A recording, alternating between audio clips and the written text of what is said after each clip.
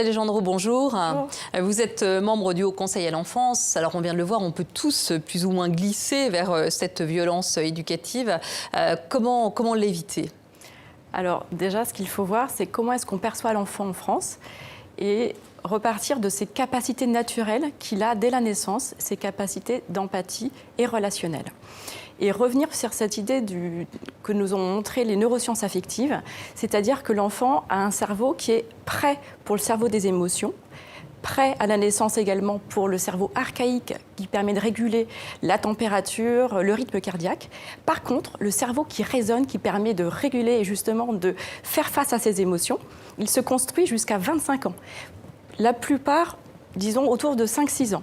Donc avant, il est vraiment trop tôt pour imaginer qu'il peut nous manipuler ou raisonner.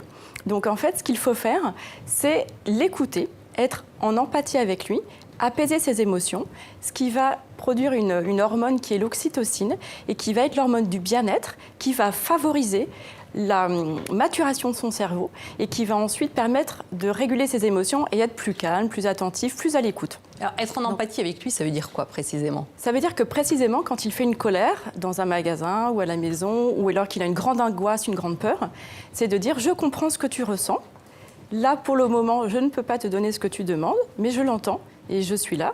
Voilà. Et en fait l'enfant est compris, il s'apaise, il se sent aimé, compris.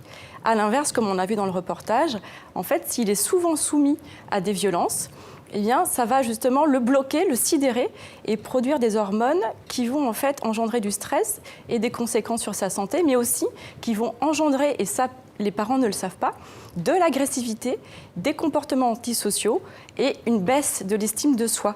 Et c'est l'inverse en fait de ce que les parents veulent donner à leurs enfants. C'est-à-dire qu'en fait, employer la violence pour changer un comportement, ça apprend à l'enfant à régler les conflits par la violence. Et c'est donc cette idée-là qu'on veut changer, faire prendre conscience du sujet en France. Alors, quel est le pourcentage d'enfants qui sont concernés ? Alors, en France, 85% des enfants qui sont victimes de violences éducatives ordinaires, donc on parle bien de violences physiques, verbales ou psychologiques. La moitié des enfants sont frappés avant l'âge de 2 ans et les 3/4 avant 5 ans. Donc cette information permet déjà d'évaluer l'ampleur de cette pratique. Oui, et des dégâts. Donc, comment les parents peuvent-ils avoir le déclic s'ils ne sont pas sensibilisés forcément à la psychologie de l'enfant ? Alors, tout à fait. On pourrait, par exemple, mener des campagnes d'information, comme le fait la CAF dans le livret des parents, au moment de la grossesse. C'est indiqué que les punitions corporelles et humiliations ont des conséquences néfastes sur la santé. Donc cette information, avant même d'avoir l'enfant, permet de prendre conscience du sujet. Ça pourrait être sur les briques de lait, ça pourrait être chez le médecin, une affiche chez le médecin généraliste. Mais aujourd'hui, qu'est-ce qui existe concrètement ? Alors, à l'école, les châtiments corporels sont interdits. Mais dans la famille, il n'y a pas de loi. Donc, il y a une loi qui a été votée fin 2016, mais qui a été retoquée pour des raisons de forme par le Conseil constitutionnel. On parle de la France, là. De la France, voilà. Et donc, il faut avancer sur tous les lieux où sont éduqués, ou gardés, ou soignés les enfants. Former les professionnels, ça c'est vraiment très important. Est-ce que les professionnels de la petite enfance sont bien formés aujourd'hui par rapport à cette bienveillance éducative ? Alors, le dernier texte cadre d'accueil du jeune enfant, qui est issu du rapport Jean Pinault, qui a été mis en place par le gouvernement, interdit désormais le recours aux pratiques violentes pour modifier le comportement de l'enfant. Parce qu'en fait, dans le sujet, ce qu'il faut comprendre, c'est comme un iceberg. Ce qui est en haut de l'iceberg, les violences visibles, c'est ce que tout le monde considère comme de la maltraitance. Ce qui est sous l'eau, c'est la violence invisible faite aux enfants. C'est ce qu'on considère comme normal pour l'éduquer. Et en fait, la ligne de démarcation change d'un pays à l'autre.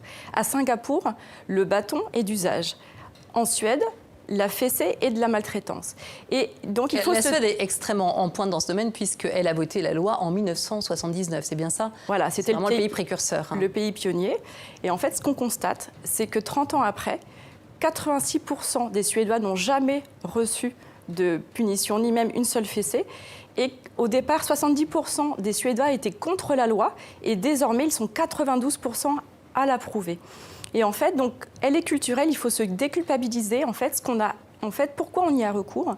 C'est qu'en fait, on a dit aux parents que ça avait des vertus éducatives comme également on l'a reçue, c'est ce qu'on appelle on la le droit de reproduit. correction. Voilà. Comme on a reçu la violence, on la reproduit.